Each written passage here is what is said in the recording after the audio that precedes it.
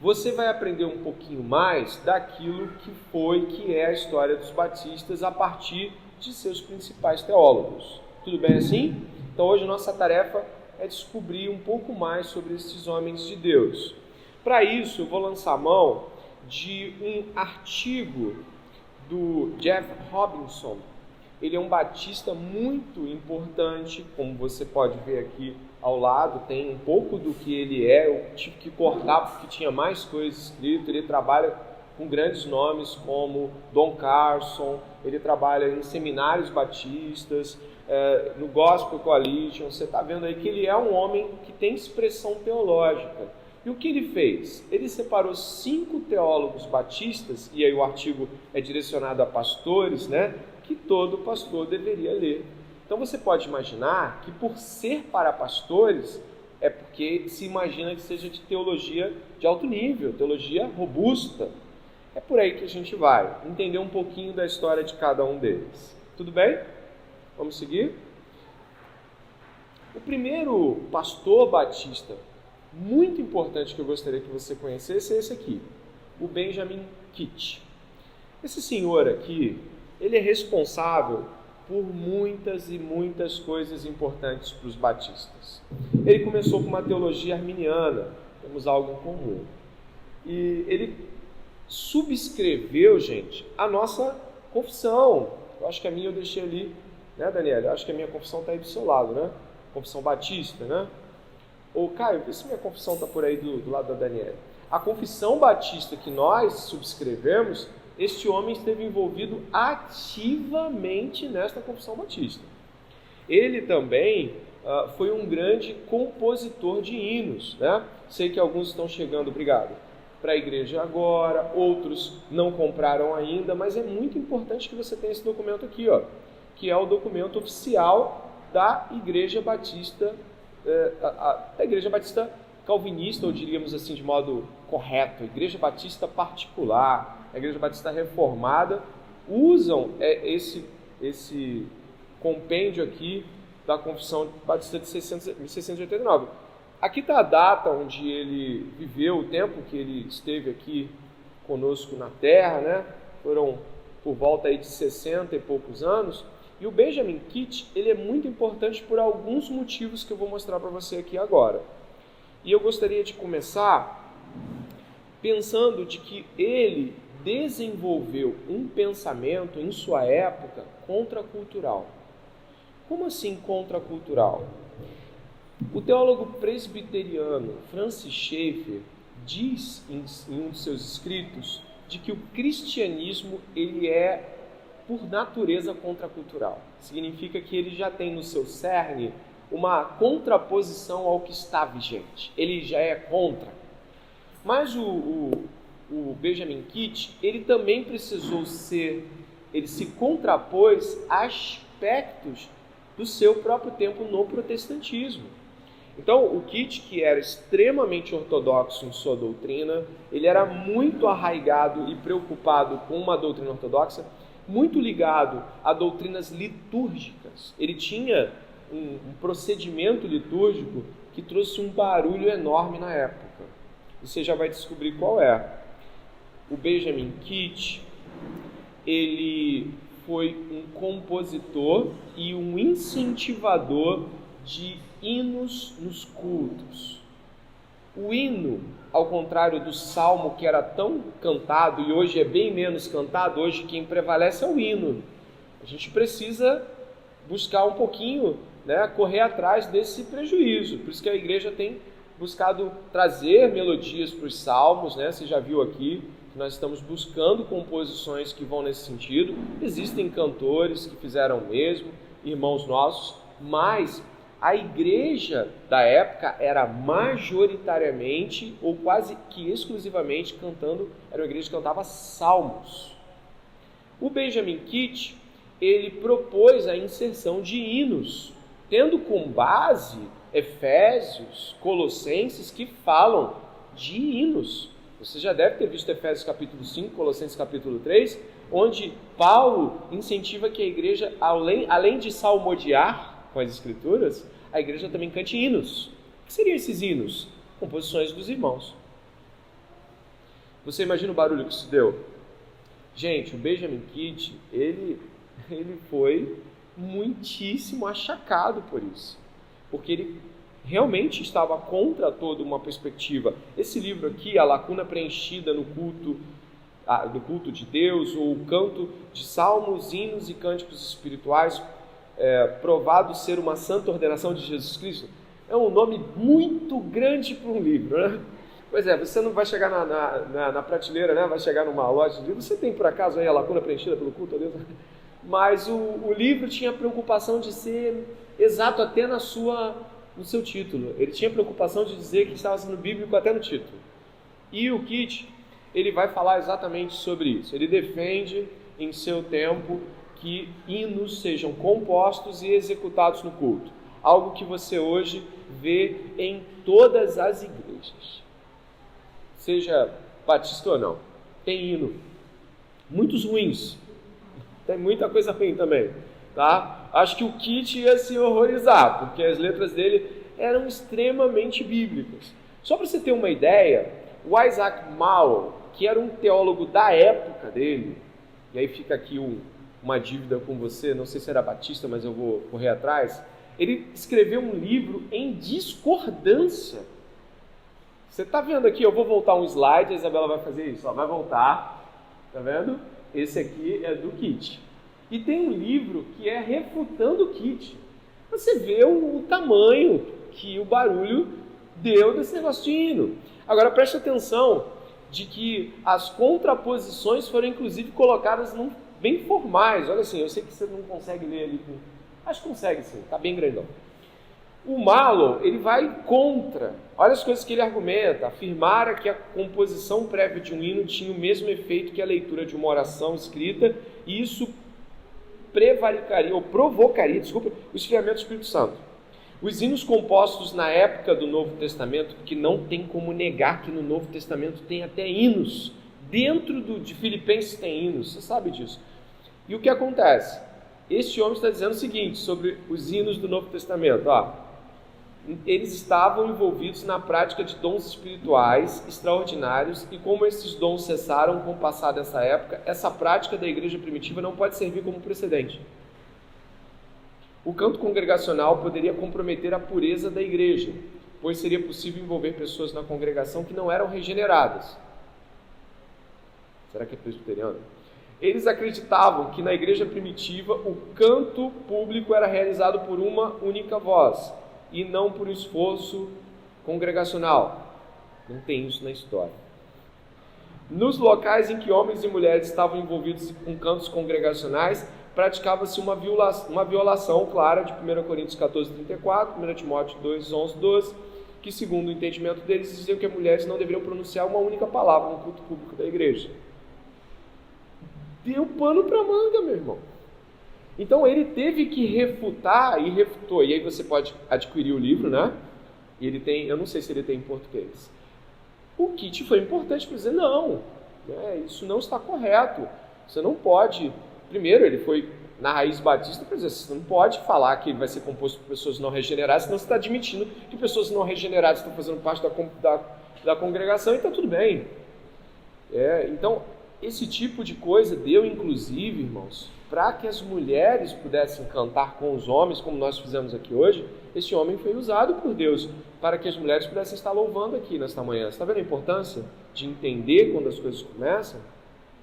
Então nós estamos vendo aqui, claramente que o Benjamin Kidd, ele é importante para nós e para a igreja, para a história da igreja.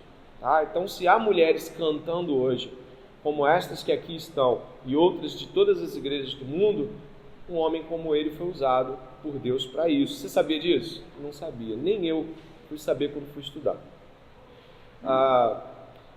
Ele compôs aproximadamente, vou dar um passo aqui, Vamos ter um livro aqui que vai ser colocado. Eu acho que esse livro está contigo, Vitor. Vê se está aí, né? Tá, né? O Vitor vai estar passando livros aí. Eu vou pedir que ele passe um para essa fileira, outro para aquela lá. São livros que vão estar sendo aí norteadores para o nosso trabalho. Esse com a Noemi é um livro voltado para isso. O primeiro primeiro pedido que eu vou fazer às crianças, eu ia fazer dois, eu não sei se elas têm duas folhas, né? O primeiro pedido que eu ia fazer às crianças atentas, tem uma criança lá, tem uma criança lá, outra cá, as crianças que puderem desenhar, o meu pedido para essas crianças é que desenhem, não sei se elas conseguem, acho que conseguem, Deus dá imaginação, uma igreja cantando, homens, mulheres, cabecinhas assim, com vozezinhas saindo pelos balões. Crianças, desenhem uma igreja cantando. No final da nossa escola bíblica, vocês vão trazer aqui e vamos ver se a gente bate uma foto como faz e coloca na projeção. Tá bom? Crianças, desenhem uma igreja feliz, alegre, cantando para Jesus Cristo. É crianças, a Samara já puxou uma folha aqui. Calma, Samara. Se empolgou, né? Ficou feliz com o Benjamin Kitt. Tudo bem. 400 hinos. Bastante. Muito relevante o processo de composição. Mas não teve só isso não. O Benjamin Kitt também foi importante por outros motivos. Tem uma imagem aqui, ó. Olha onde ele está. Ele está preso, o Benjamin Kitt está preso. E aí, como é que a gente fica para entender isso? Vamos ler aqui, eu vou ler para vocês. Em 8 de outubro de 1664, Kitt foi preso por 2 semanas e multado no valor de 20 libras. Era dinheiro, tá? Além disso, ele permaneceu por algumas horas no Pelourinho. Naquela época, o Pelourinho era considerado uma punição pública, onde o infrator, posto em alguma praça da cidade, poderia sofrer qualquer tipo de ridicularização.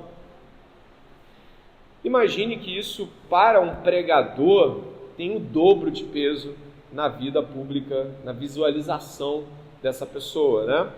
Vamos ver o motivo. O motivo de sua prisão foi a escrita de uma cartilha para crianças a respeito de leitura, pontuação, aritmética e etc. Além disso, havia interpretações a respeito do batismo e do livro de Apocalipse.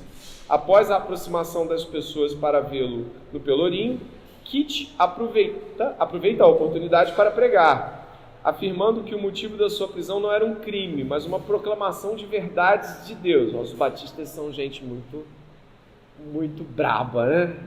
Daí de onde veio o Paul Washer, né? Um clérigo presente no meio da multidão afirma que a causa real eram erros na pregação. Kitt então desafia o clérigo a afirmar quais eram os erros, tendo silêncio por resposta ao clérigo. Benjamin Kitt, então, ele se encontra, né, numa situação vexatória e prega. Não está ali preocupado em falar de sua própria justiça, ele prega. Mais curiosidades aí, enquanto ele discursa, aqueles que se agradavam de sua prisão se aproximam do Pelourinho e pede que ele fosse silenciado, né? Em risco de vida, ele cita as bem-aventuranças e finaliza com a fala: bem-aventurados os perseguidos por causa da justiça, porque deles é o reino dos céus. Então se cala. Eu não sei se você percebeu, né?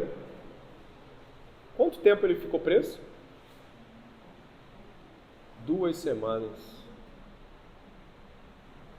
Nós precisamos valorizar a nossa história, não somente por ser uma história importante, mas também valorizamos a história dos batistas porque ela significa para nós luta por uma doutrina saudável, significa para nós a proclamação de verdades eternas. Ele foi preso e colocado em tal condição porque ele cria verdadeiramente naquilo ao ponto de não prezar a liberdade em detrimento da verdade. Batistas, presbiterianos, ou seja lá qual for a denominação, mas nós batistas, de modo particular, devemos nos responsabilizar pelas doutrinas, pregá-las e vivê-las, encarná-las e sofrer, se for necessário, por elas. Eu gostaria que você pudesse ler esta frase aqui do Benjamin Kitt. Nós, da tua sabedoria, ó Senhor, não apenas falaremos aqui sobre os hinos, mas cantaremos, pois é daí que todo bem verdadeiro para nós, ó Senhor, surge. A sabedoria do Senhor. Estamos caminhando, né? As principais contribuições dele, ele tem um catecismo, ele tem outro livro, a pregação dos tipos e metáforas da Bíblia, as viagens da verdadeira piedade, enfim, tem muitos livros sobre parábolas, e eu acredito que você que não sabia, né, do Benjamin Kidd, pode agora procurar saber um pouco mais, comprar livros sobre e se tornar mais apropriado à doutrina batista. Você sabia que tem muita gente que é batista e não tem a mínima ideia do que significa isso? Nem doutrinariamente e nem sobre o credo do batismo, que devia ser algo assim minimamente explicado ou compreendido. Vamos agora passar um pouquinho, né? A gente vai alguns anos na história. Ele é um contemporâneo, mas ele é ao mesmo tempo alguém que vai estar aí um pouquinho depois, vivendo um pouco mais. É um contemporâneo porque ainda é da época que o Kidd era nascido, mas ainda assim eles não tiveram contato. John Gill, muito criança, certamente só ouviu falar de Benjamin Kidd. John Gill é muito importante para nós. Ele entrou em debates com John Wesley, por exemplo, o metodista arminiano John Wesley, debates muito altos, em um alto nível, tanto do lado do John Wesley quanto do lado do John Gill. Ele foi um predecessor de Charles Spurgeon, claro, com distância declarada, mas ele foi um dos homens que pregou no tabernáculo metropolitano antes de Charles Spurgeon, o batista Charles Spurgeon. Aqui nós temos algumas coisas sobre ele, né? Mais tarde, né, o Charles Spurgeon pastoreia a mesma igreja. Ele tem lutas muito grandes contra o antinomianismo, né? A ideia, o problema daquela época é que nós estávamos em uma transição de um período da Reforma Protestante para um período que viria depois a ser o período do evangelicalismo. Como assim? Depois do século XVIII, pastor, o século XVIII é quanto nisso? De 1701 a 1800 é século XVIII. Então, na casa dos 1700, houve uma grande transição. Você tem a saída dos primórdios dos reformadores, puritanos e surgimento dos batistas, e depois você vai para um período onde há um esfriamento muito sério na igreja. E então surgem evangelistas, surgem pregadores e teólogos que até são chamados por alguns de nós de avivalistas. Eu vou dar um nome para você, Jonathan Edwards. Ele foi considerado um avivalista no século XVIII. Né? Você já deve ter ouvido falar de George Whitefield também. Você deve ter ouvido falar de John Wesley, que foi um homem de Deus também. Esses homens vieram num período anterior ao do Charles Spurgeon, ceticismo, cientificismo, e viveram numa época em que você que estudou isso na escola deve saber muito bem, o Iluminismo. No Iluminismo, foi um período na Europa em que houve um divórcio entre a tradição e a razão. Quem era da tradição não queria saber da razão, ou não se comunicava com o tipo de razão que eles propunham. E quem era da razão rejeitava a tradição. Esses homens viveram um tempo muito difícil, um tempo de muita negativa em relação à fé. Ok? Então, o John Gill, ele é importante para nós ao pensar sobre isso. Ele tem contribuições, eu vou colocar aqui algumas, né, para você. A principal área de contribuição de Gill inclui uma defesa das doutrinas da graça. Por que defesa da doutrina da graça? Deixa eu te explicar um pouquinho, fazendo uma inserção que eu considero muito importante para nós. Quando John Wesley, o arminiano John Wesley, que havia sido calvinista, mas se tornou arminiano, John Wesley, estava pregando, a Europa estava muito mal espiritualmente. A Inglaterra, em particular, estava vivendo um período tenebroso. Era um período conhecido como a Revolução Industrial. Nesse período da Revolução Industrial, a Inglaterra estava distante de Deus. O coração dos ingleses estava distante de Deus. As crianças estavam bebendo gin, que é resto de bebida. Há relatos de barris de gin rolando, caindo na rua, e as crianças se jogando ao chão para lamber como cães. John Wesley pregou em penitenciárias. John Wesley promoveu orfanatos e muitas outras coisas. E isso é notório. As boas obras, elas acabam ganhando, e de forma justa, uma visibilidade. E é claro, a doutrina de John Wesley também criou visibilidade ao arminianismo, e uma doutrina que eu considero mais difícil ainda de se entender ou de ser aplicado que o arminianismo, que é a inteira santificação. esta que muitas vezes traz muitos males à compreensão de gente que inclusive afirma não pecar mais. Contra essas perspectivas, homens como o John Gill combateram bravamente, apontando de que os homens são pecadores e permanecem pecadores. Eles são, pela graça, salvos e pela graça conduzidos ao arrependimento e à santificação, mas continuam pecadores. Um homem como John Gill teve que lutar contra acusações de arminianos da época de que ele era hipercalvinista. Eu vou precisar colocar uma outra questão aqui que eu acho que é pertinente a essa época e que já vai se comunicar com o próximo teólogo. A coisa estava muito séria. Na Inglaterra, além desse total desprezo pela verdade, além dessa materialidade exacerbada causada pelo apego à industrialização recente, a Inglaterra também estava num período com desafios no tocante a hipercalvinistas que se levantavam naquela época. O hipercalvinismo de alguns deles levava-os a, inclusive, negar a necessidade da evangelização. O John Gill também combateu isso. Ele também foi a favor de que não, a evangelização é necessária. Existe a responsabilidade humana quanto à negação por Cristo. Os seres humanos, eles negam a Cristo de modo pessoal e responsável. Muitos homens foram ao parlamento inglês, que era pauta de discussão, evangelizar a Índia ou não, evangelizar os países da Oceania ou não. Naquela época a Inglaterra estava na Índia.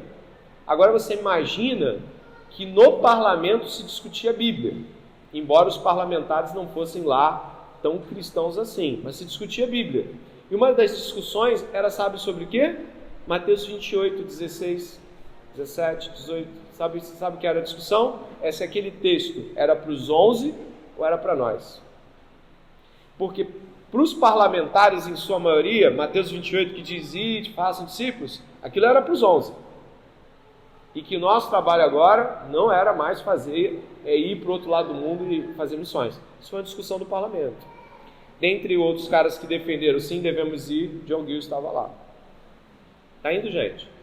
São viagens históricas aqui, mas importantes, né? Uma frase dele aqui, na sua disputa, né, com as questões arminianas: as fontes da salvação estão apenas em Cristo. Não há salvação em nenhum outro. Nenhum nível de luz e vida espiritual, graça e santidade, paz, alegria e consolo deve ser obtido em outro lugar. Frase belíssima e profunda do John Gill. Estamos indo? Caminhando, né? Interessante saber essas coisas, né? Você nunca talvez imaginasse que pessoas usavam Mateus 28 assim, né? Como se, olha, aquilo não é mais pra gente. Isso era uma disputa dentro do próprio parlamento. Andrew Fuller, não sei se o livro está aí, não, esse livro não é do Andrew Fuller, não, acho que ele trata de outros batistas além do Andrew Fuller. Vou ler um pouquinho para você. Fuller poderia ser considerado pai do movimento das missões modernas, junto com seu colega mais famoso, William Carey.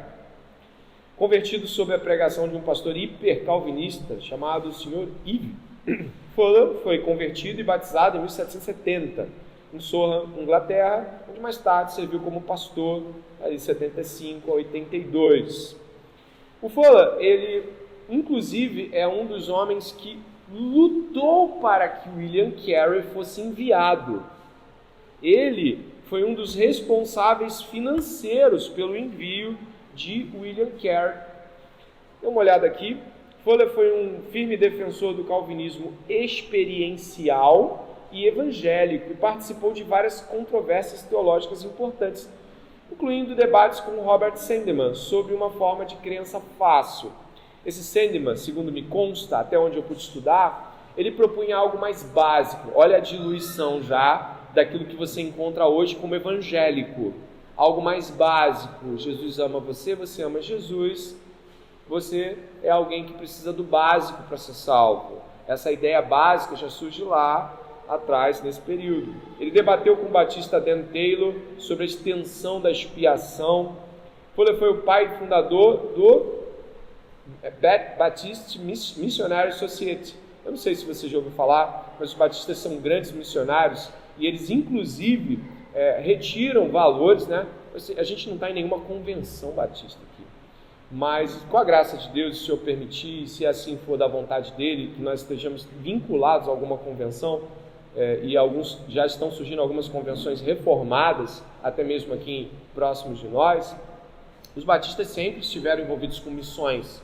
Para nós é importante cavar mais fundo para entender a história e também ser admoestados por ela se nós estivermos faltando com algo que é essencialmente e primordialmente tarefa da igreja, como a evangelização.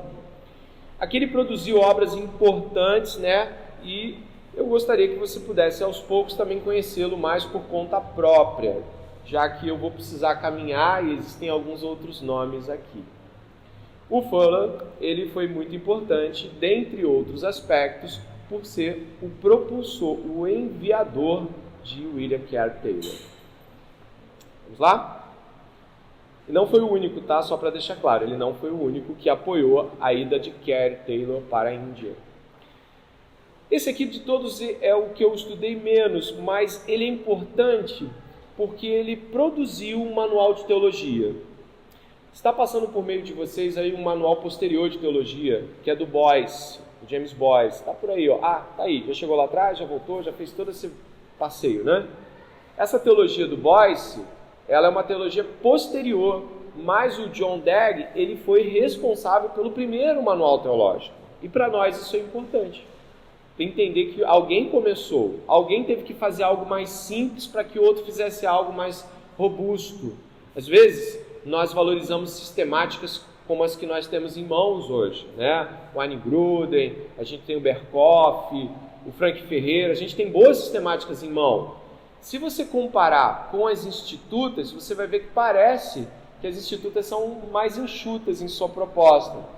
Mas as institutas, elas são precursoras de um processo sistematizador, né? Se você pegar do Bavinck, os 4 tomos do Bavinck, e você comparar com o que se fazia no século XVI, óbvio que você não tem comparação em termos de extensão. Eu perco, uma criança fofa desse eu perco, não tem jeito. Eu tenho que, né? Não tem como, até eu olhei. Brincadeira, tá, gente? E ele é importante para nós por isso. Eu peguei aqui a imagem desse manual de teologia do Dagg. Ali, ó. Ele é vendido até hoje.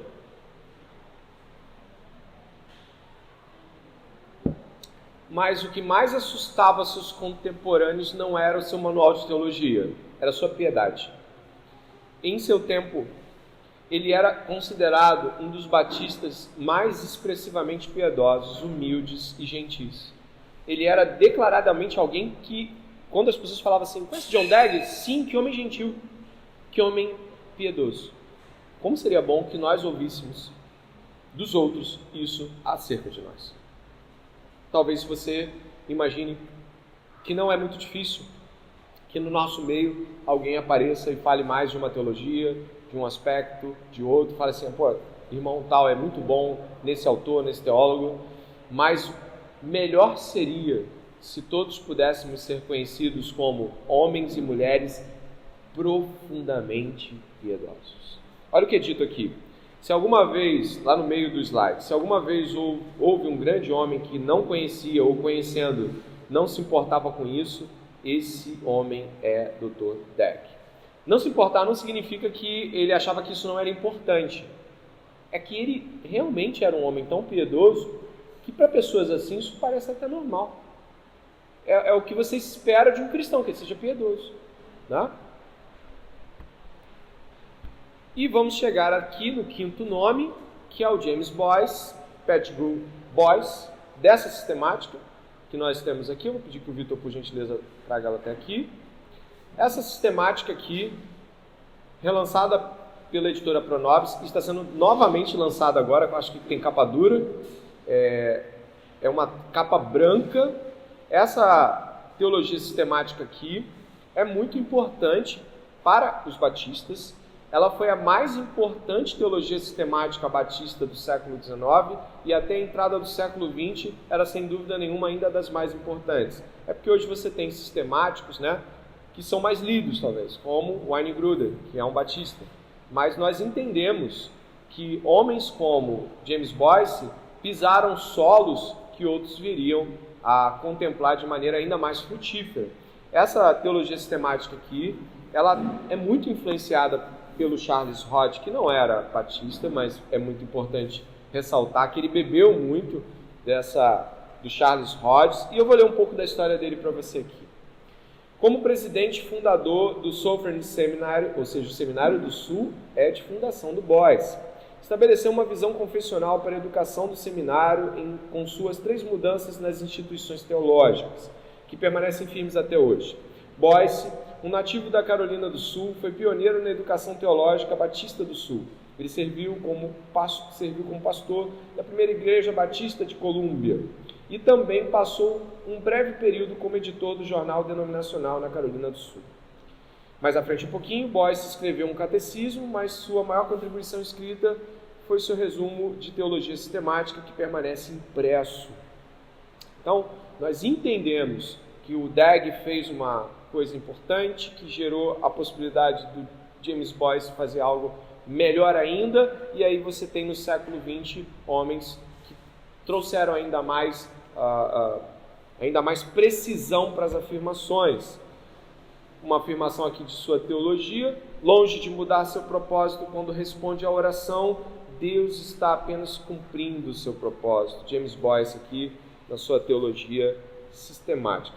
Até aqui eu fiz menções, como você pode ver, de nomes de teólogos, e estes são talvez os mais altos do tempo anterior. Você pode ver que eu não botei o John Piper aqui, mas ele é batista. Não botei o Paul Washer aqui, mas ele é batista.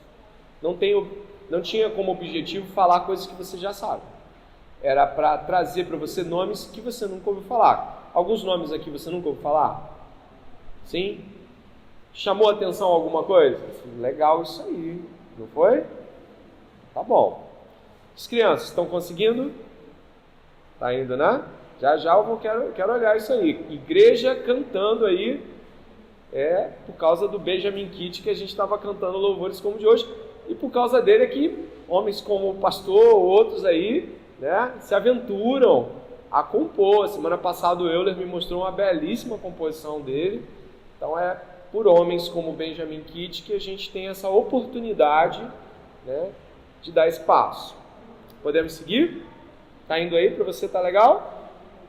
Existem dois nomes que não são os mais altos nomes de teologia batista do ponto de vista de relevância teológica, ou seja, contribuições acadêmicas, sistemáticas, disputas por doutrinas como o Kitt, ou então disputas por doutrinas como John Gill na questão arminiana, mas são dois nomes que não podem deixar de ser mencionados pela envergadura. E aqui eu tenho, né?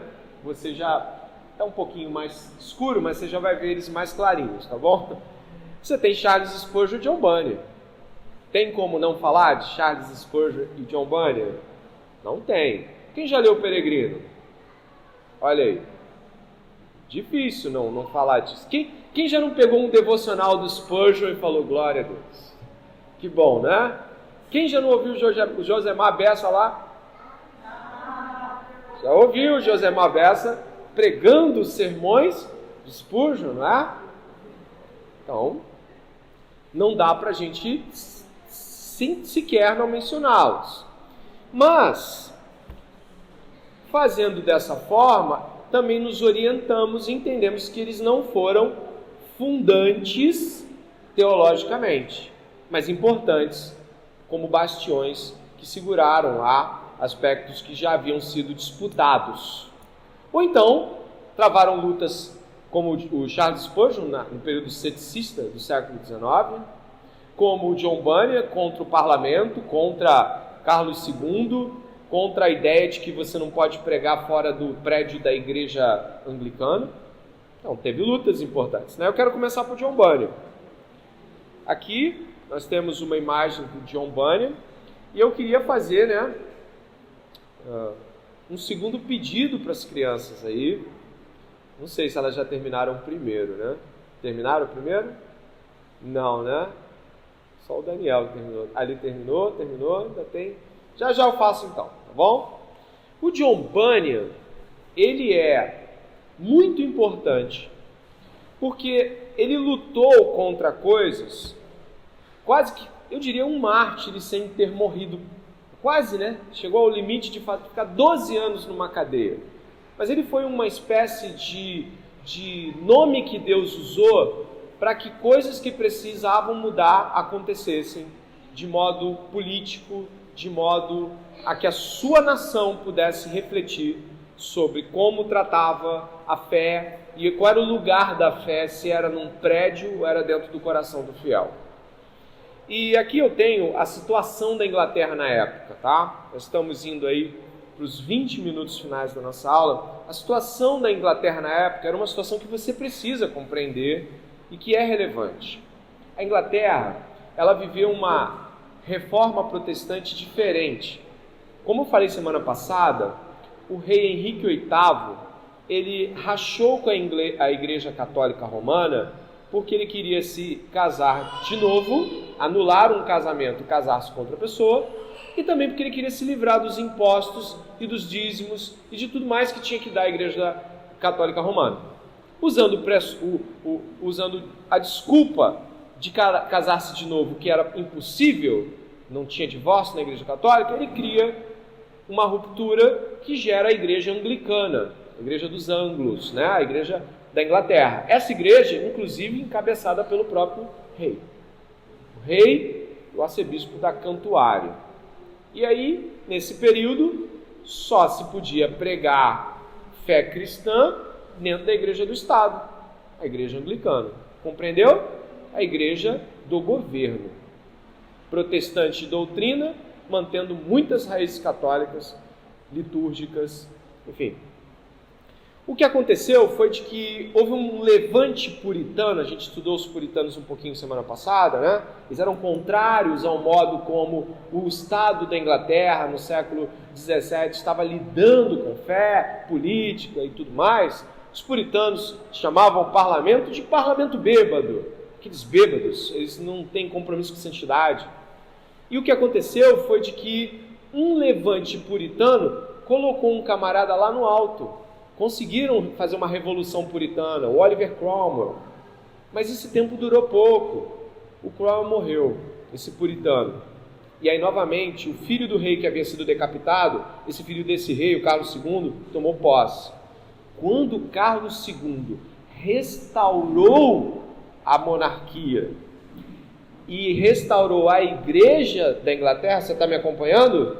Novamente, as igrejas livres da Inglaterra, ou seja, as igrejas não estatais, elas passaram por problemas. E aí o Bunyan foi perseguido. O Bunyan foi perseguido porque ele não era um pregador anglicano, ele era um pregador da Igreja Livre da Inglaterra. O que aconteceu? Eu vou passar um pouquinho aqui para você. A coisa era tão séria que um homem que foi martirizado na época, né, um predecessor de Bunyan, disse assim, né, o conde de Arry. Esse conde falou o seguinte: estes tempos em que vivemos são ou de muito pecado ou de muito sofrimento. Que os cristãos façam, pois, sua escolha, pecar ou sofrer. E certamente aquele que escolher a boa parte haverá de escolher sofrer. Olha só. Então, nós temos aqui uma fala que traduz o tempo. Ou você ficava do lado do que o Estado estava propondo como religião, ou se conformava, dava um jeitinho, ou você batia de frente. O John Bunyan, então, ele bate de frente. O Bunyan nasceu aí no período, né, puritano mais forte. Ele era filho de homens pobres, ele era um filho de um latoeiro, consertava panela, consertava coisas assim domésticas, era um homem muito simples, sem instrução formal.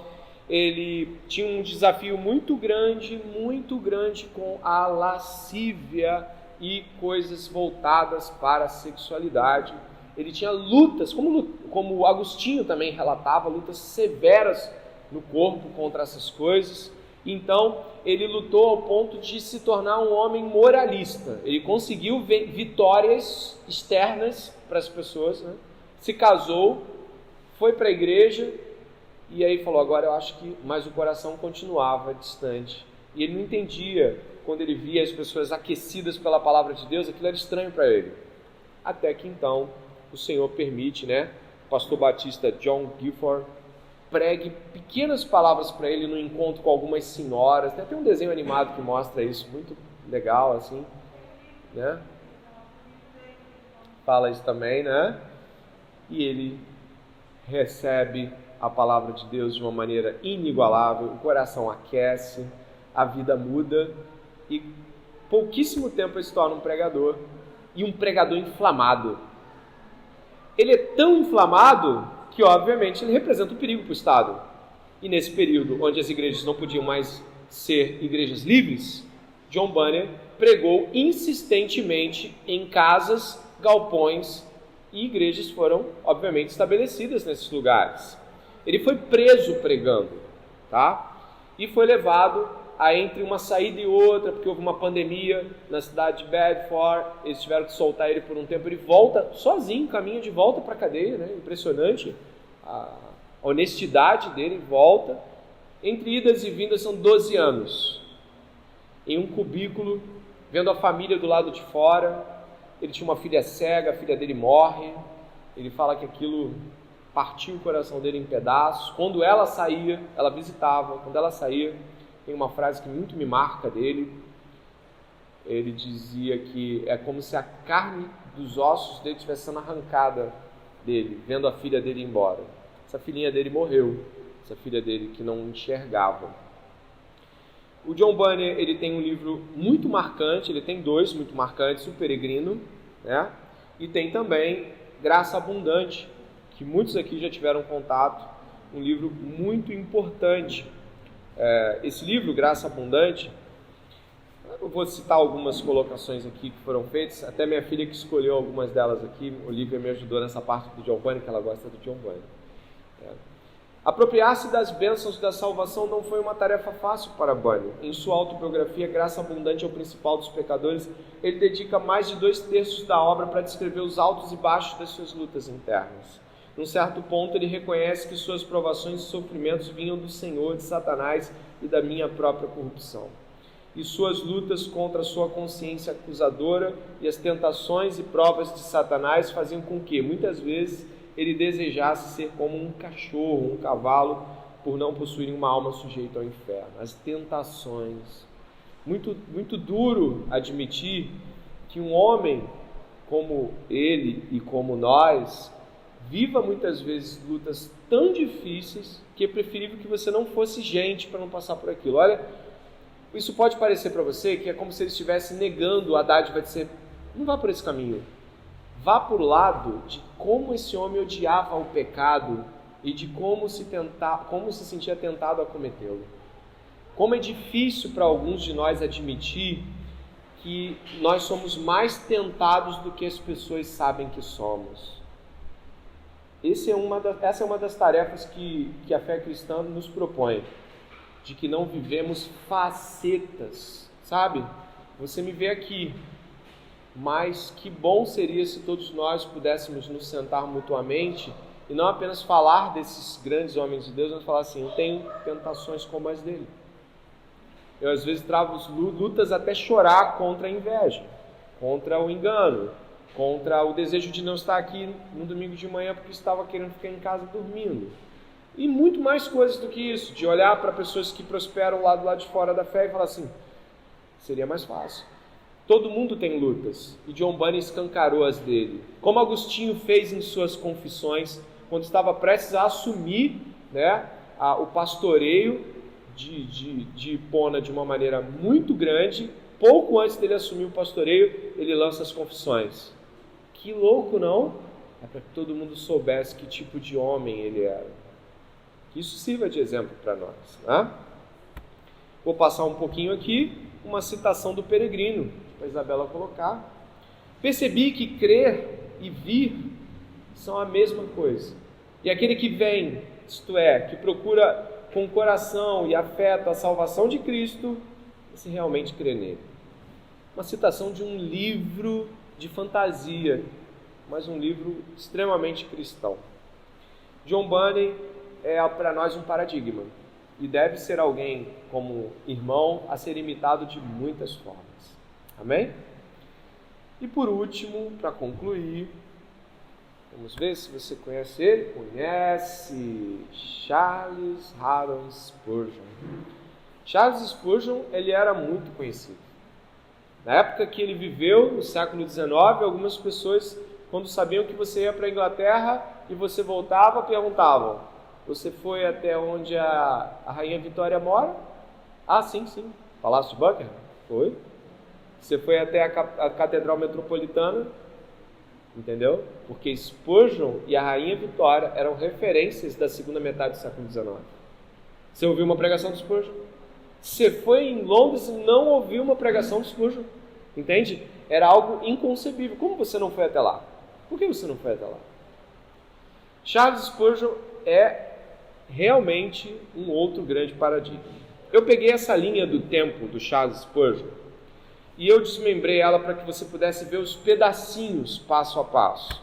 Dê uma olhada, por favor, ali. Essa aqui é maior, dá para você acompanhar. Pregava em média de 8 a 12 mensagens por semana. Eu me constrangi, irmãos. Eu achei que eu estava em um caminho de esforço. Sua obra, O Tesouro de Davi, publicação do Pão Diário, né? Você conhece? De 2018, levou mais de 20 anos para ser concluído.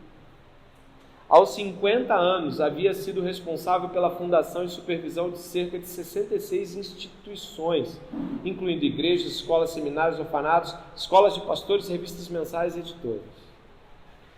Publicou 3.561 sermões e 135 livros ao longo de seus 40 anos de ministério.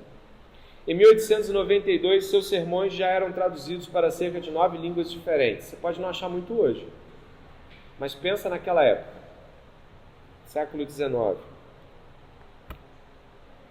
Alguns pontos aqui, né? Nascimento dele, primogênito entre 16 irmãos, 19 de junho de 34. Um pouquinho mais à frente, aos 16 anos, pregou seu primeiro sermão. Que isso, né? Tinha o dom ele. Aos 18 começou a pastorear uma pequena congregação. 18 anos de idade. Solteiro. 1854, aos 20, foi convidado para pastorear a igreja de New Park Street, um templo de 1.200 lugares, que contava com pouco mais de 100 pessoas. A igreja tinha morrido.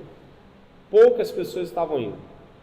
Poucos meses depois, o espaço tornou-se insuficiente. Spurgeon decidiu mudar a igreja para um lugar com acomodação de 12 mil pessoas. Um avivamento, irmãos. Um avivamento. O maior auditório no qual pregou foi no Crystal Palace, Londres, 7 de outubro de 57. 23.650 ouvintes, sem caixa de som. É por isso que a gente leu no seminário um livro do Spurgeon, que ele falava assim, olha, para ser pregador tem que ter um peito assim, um peitoral, uma caixa torácica. Quem leu isso aí? Porque eu imagino que na posição dele pregar para 23 mil pessoas só, no trato, a Adonias está lá e fica treinando em casa. A Lucy contou. Ele junta a família e fica lá treinando. 23 mil, Adonias, 23 mil. 1857, fundou a Faculdade Pastoral de Londres. Concluindo, 65 a 85, está aí o período da publicação e composição aí do livro Tesouro de Davi. Em 1891, já estava batizando ali em torno de 14.692 pessoas e preparou centenas de jovens para o ministério. Em 7 de junho de 1891, ensinou pela última vez. Charles Spurgeon, o nosso irmão batista Charles Spurgeon, não teve formação de seminário, o que, claro, acaba trazendo à teologia dele alguns desafios, e às vezes a gente traz para nós algumas discordâncias teológicas com Charles Spurgeon, que em nada desabonam o caráter, vida e obra que Deus fez através dele. É natural a discordância teológica. É natural que, à luz do que sabemos hoje, aquilo que nós aprendemos ontem possa ser revisado. Há discordâncias com João Calvino. Natural, não tem problema isso, né? Quem nunca olhou algo que você leu em Agostinho, ou leu, por exemplo, em Tertuliano, você acabou falando, opa, aqui não está legal. Ou aquelas primeiras coisas que se falava sobre a Trindade. Então, há um progresso na compreensão teológica e Charles Spurgeon não está isento de nosso olhar nesse sentido. Agora, você viu o que Deus fez através da vida dele? Incrível, né? Maravilhoso. Eu diria estonteante. Com isso, nós fechamos aqui essa aula e eu espero que você tenha aprendido ou gostado de alguma coisa, porque eu gostei de algumas aqui e alguns pontos aqui eu quero poder explorar um pouquinho mais. Temos 5 minutos. Eu gostaria de que nesses 5 minutos, né, e essa aula durou precisamente até agora 55 minutos, passou rápido, bem rápido.